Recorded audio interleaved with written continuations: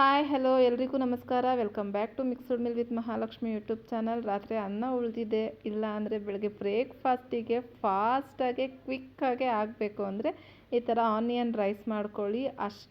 ಮಾಡೋದು ಅಷ್ಟೇ ಸುಲಭ ಮತ್ತು ಅಷ್ಟೇ ರುಚಿಯಾಗಿರುತ್ತೆ.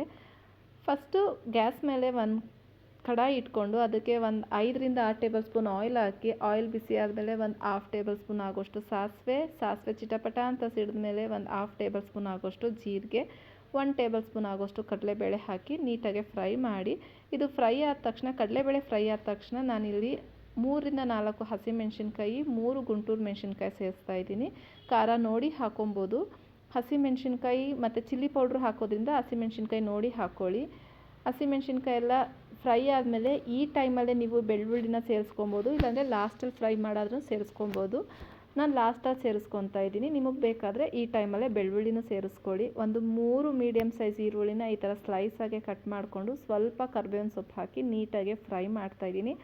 ಆನಿಯನ್ ಸ್ವಲ್ಪ ನೀಟಾಗಿ ಫ್ರೈ ಆಗಬೇಕು. ಒಂದು ಒಳ್ಳೆ ಹದದಲ್ಲಿ ತಿನ್ನಬೇಕಾದ್ರೆ ನಮ್ಗೆ ಹಸಿಯಾಗಿದೆ ಅಂತಲೂ ಅನ್ನಿಸ್ಬಾರ್ದು, ತುಂಬ ಸಾಫ್ಟಾಗಿ ಬೆಂದೋಗಿದೆ ಅಂತಲೂ ಅನ್ನಿಸ್ಬಾರ್ದು. ಕ್ರಿಸ್ಪಿಯಾಗಿ ಒಂದು ಒಳ್ಳೆ ಹದವಾಗಿ ಫ್ರೈ ಮಾಡ್ಕೊಳ್ಳಿ. ಒಂದು ಒಳ್ಳೆ ಘಮ ಬರಬೇಕು, ಅಲ್ಲಿ ಗಂಟ ಆನಿಯನ್ ಫ್ರೈ ಮಾಡ್ಕೊಳ್ಳಿ. ಇಷ್ಟಾದರೆ ಸಾಕು, ಕ್ರಂಚಿನೆಸ್ ಆಗೇ ಇರಬೇಕು.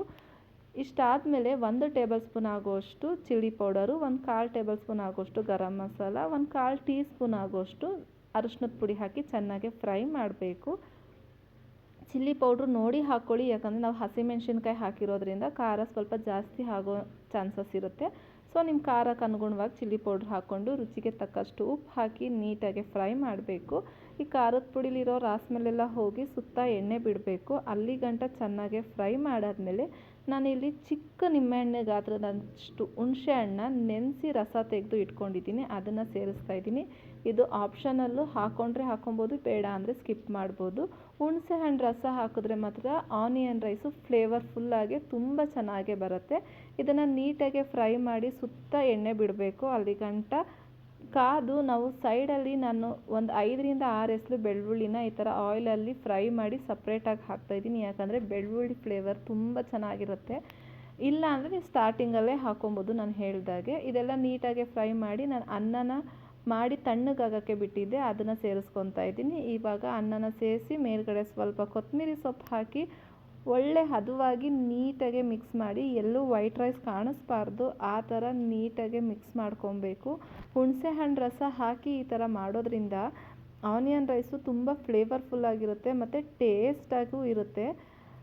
ಯಾರನ್ನ ಬ್ಯಾಚುಲರ್ಸ್ ಇದ್ದರೆ ಅವರಿಗಂತೂ ಮಾಡಿಸಿದ ರೆಸಿಪಿ ಇದು, ಯಾಕಂದರೆ ತುಂಬ ಸಿಂಪಲ್ಲು, ಫಟಾಫಟ್ ಅಂತ ರೈಸ್ ಒಂದಿದ್ರೆ ಫಟಾಫಟ್ ಅಂತ ಈ ರೈಸ್ ರೆಡಿ ಆಗಿಬಿಡುತ್ತೆ, ಬಟ್ ರುಚಿಯಾಗಿರುತ್ತೆ. ಐ ಹೋಪ್ ಈ ವಿಡಿಯೋ ನಿಮ್ಮೆಲ್ಲರಿಗೂ ಇಷ್ಟ ಆಗಿದೆ ಅಂದ್ಕೊತೀನಿ. ಇಷ್ಟ ಆಗಿದ್ರೆ ದಯವಿಟ್ಟು ಲೈಕ್ ಮಾಡಿ, ಶೇರ್ ಮಾಡಿ, ಕಮೆಂಟ್ ಮಾಡಿ. ಸಬ್ಸ್ಕ್ರೈಬ್ ಆಗಿಲ್ಲ ಅಂದರೆ ಪ್ಲೀಸ್ ನನ್ನ ಚಾನಲ್ನ ಸಬ್ಸ್ಕ್ರೈಬ್ ಮಾಡಿಕೊಂಡು ಹೊಸಬ್ರಿಗೆ ಸಪೋರ್ಟ್ ಮಾಡಿ ಅಂತ ಕೇಳ್ಕೊತಾ ಇದ್ದೀನಿ.